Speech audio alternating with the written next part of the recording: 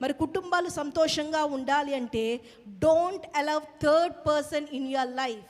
చాలా కుటుంబాలలో మూడవ వ్యక్తి వలన భార్యాభర్తలకి గొడవలు స్టార్ట్ అవుతున్నాయి. భార్యాభర్తలు విడిపోయే స్టేజ్కి వెళ్తున్నారు.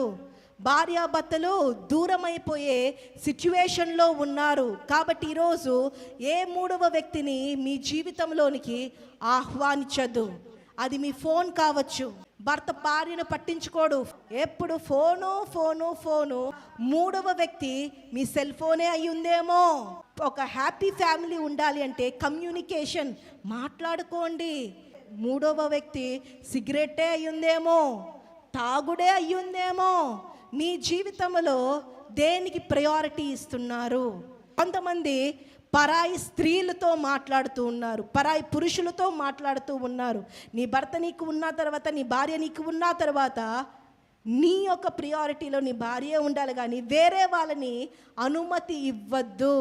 ఎప్పుడైతే మీరు అనుమతి ఇస్తారో మీ కుటుంబాలలో చిచ్చులు లేగుతాయి, మిస్అండర్స్టాండింగ్స్ వస్తాయి. జాగ్రత్త. ఇలాంటి కుటుంబాలు లేవా? లిమిట్స్ క్రాస్ అవుతే ఏమవుతుందండి? గొడవలు, తగాదాలే. కాబట్టి ఎవరి లిమిట్స్లో వాళ్ళు ఉంటే అంతా ఆదాము అవ్వకి ఆ థర్డ్ పర్సన్ ఎప్పుడైతే ఎంటర్ అయ్యారో ఆ కుటుంబంలో శాపాన్ని కొని తెచ్చుకున్నట్టుగా అయ్యారు. మరి మీ కుటుంబాలలో వ్యక్తులకి ప్రయారిటీ ఇవ్వండి. మీ భార్య, మీ పిల్లలు, మీ భర్త. హల్లెలూయా. కొంతమంది బాధలు చెప్పుకుంటూ ఉంటారు. నా భర్త ఎప్పుడు ఫోనే నొక్కుతూ ఉంటాడు, వేరే అమ్మాయిలతో చాటింగ్ చేస్తూ ఉన్నాడంట. ప్రార్థన చేయండి మా భర్త కోసం అని అనేవాళ్ళు ఉన్నారు. నీ భార్యకు అది బాధ కలగజేస్తుంది అంటే అక్కడే స్టాప్ చేయండి. ఏదైనా కావచ్చు, ఫోన్ కావచ్చు, గేమ్స్ కావచ్చు, వేరే పర్సన్స్ కావచ్చు.